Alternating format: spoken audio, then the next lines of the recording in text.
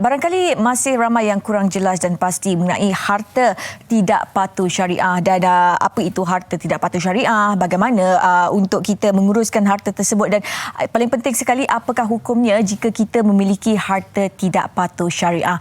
Dan untuk mendapatkan penjelasan mengenai harta tidak patuh syariah ini, kita akan bersama dengan pengarah Baitul Mal Majlis Agama Islam Selangor iaitu Ustaz Indra Syahril Muhammad Syahid yang sudah bersedia di panggilan video sekarang ni. Assalamualaikum. Waalaikumsalam warahmatullahi wabarakatuh. Apa khabar Ustaz? Alhamdulillah. Baik, sihat. Okey, baik Ustaz. Kalau Ustaz boleh perincikanlah kepada kita semua secara jelasnya mengenai kefahaman mengenai harta tidak patuh syariah ini. Apa konsep yang menunjukkan ataupun orang kata mengenal pasti mengenai harta tidak patuh syariah ini Ustaz? Okay. Bismillahirrahmanirrahim. Assalamualaikum warahmatullahi wabarakatuh. Alhamdulillahirabbil alamin. Wassalatu wassalamu ala asyrafil anbiya'i wal mursalin wa ala alihi wa sahbihi ajmain. Terima kasih kepada sidang host dan juga para penonton Malaysia hari ini di TV3 yang dirahmati Allah sekalian. Salam Jumaat, salam penuh keberkatan. Wang ataupun harta tidak patuh syariah ini sebenarnya beberapa pandangan fuqaha telah menukilkan. Utamanya Imam Syafi'i sendiri pernah menyatakan bahawasanya harta-harta tidak patuh syariah ini adalah harta-harta haram, ya, harta-harta haram yang diperolehi melalui transaksi ataupun urusan-urusan yang melibatkan riba, gharar, ya. Gharar ni yang tidak jelas, ihtikar, ya, ihtikar ni monopoli barang, ya, ataupun harta yang diperolehi secara rampasan, ya. Kemudian harta rasuah, judi, tipu, itu adalah harta-harta yang dikategorikan sebagai harta-harta haram.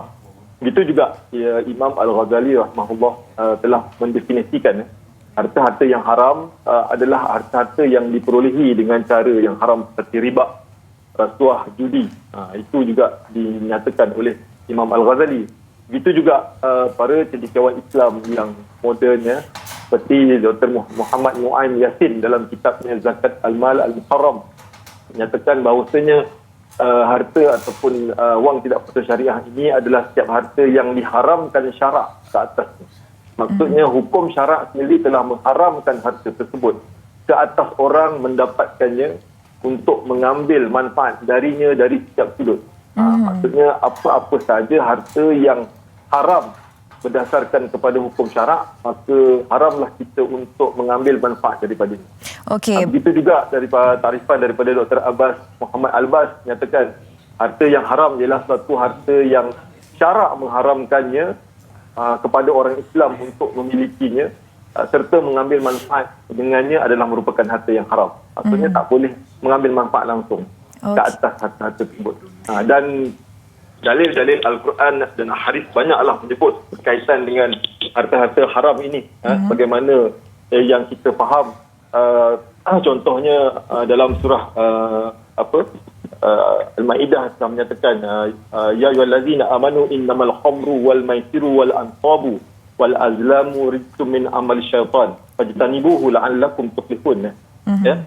Apa Allah kata, arak, judi, pemujaan berhala, mengundi nasib, itu semua adalah perbuatan yang kotor dan keji dan perbuatan syaitan. Dan hendaklah kita menjauhi.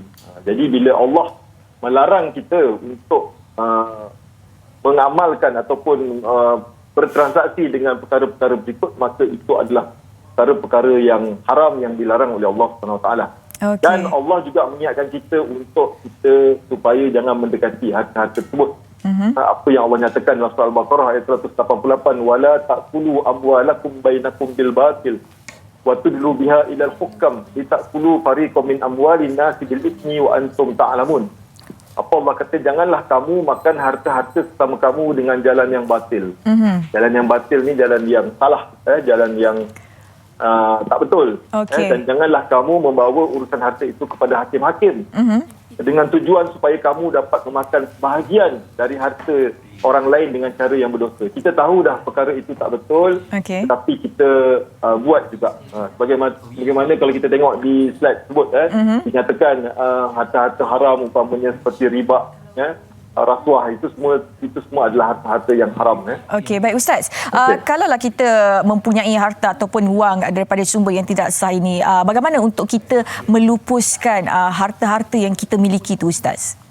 Okey, sebenarnya harta-harta yang haram ini kita tidak boleh miliki. Dan ulama bersepakat bahawasanya sesuatu harta yang haram ini perlu dilupuskan mengikut kaedah-kaedah yang telah ditetapkan oleh hukum syarak.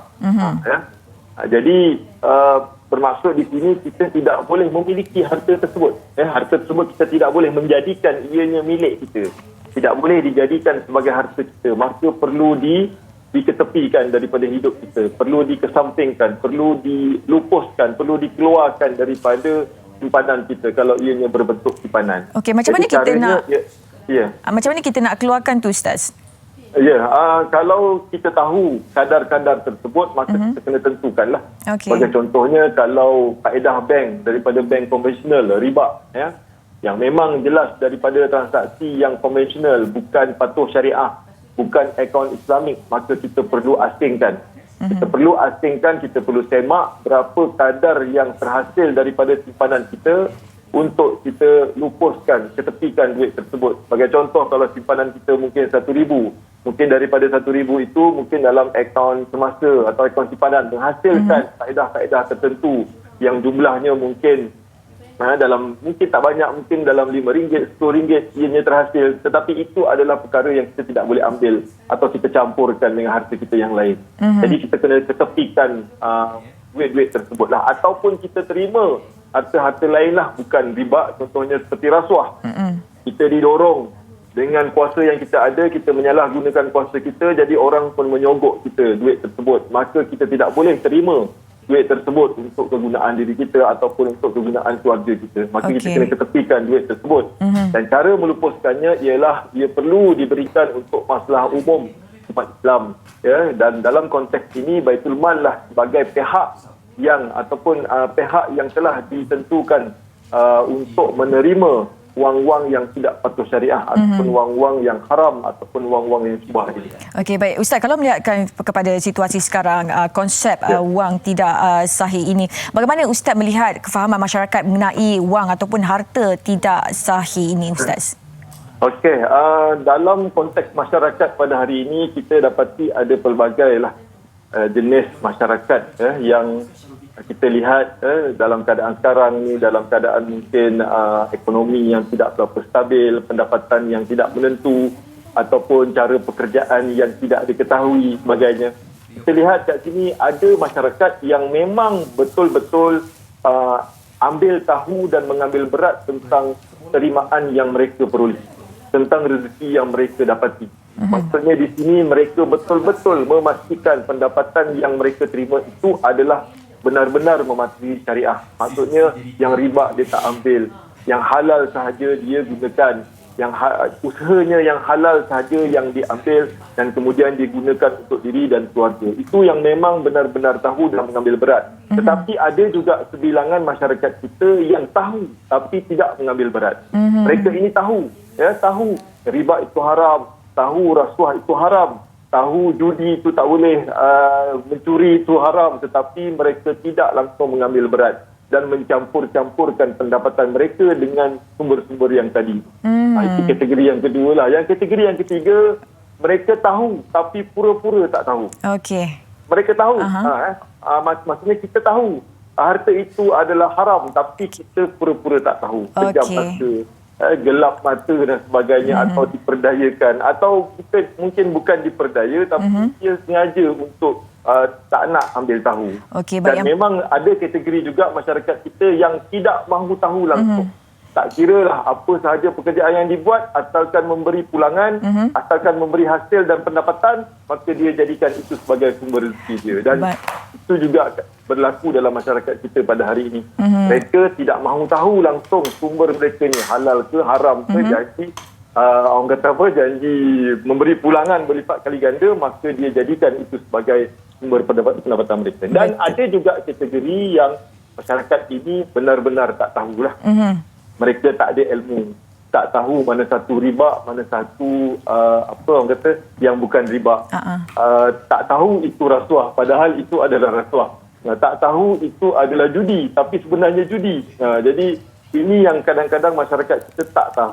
Yang ini memang perlulah kepada masyarakat itu sebenarnya mencari orang-orang yang berilmu untuk mengetahui ataupun untuk menyemak status pendapatan atau rezeki mereka itu sama ada halal ataupun tidak. Okey, baik Ustaz. Terima kasih banyak-banyak. Banyak yang sebenarnya kita nak dengar daripada Ustaz tapi kita kesentukan masa. Terima kasih banyak-banyak Ustaz kerana sudi meluangkan masa bersama kami di MH hari ini. Okey. Okey, baik, itu dia tadi Pengarah Baitul Mal Majlis Agama Islam Selangor Ustaz Indra Syahril Muhammad Syahid yang sudi berkongsi kepada kita, memberi sedikit penerangan mengenai harta tidak patuh syariah.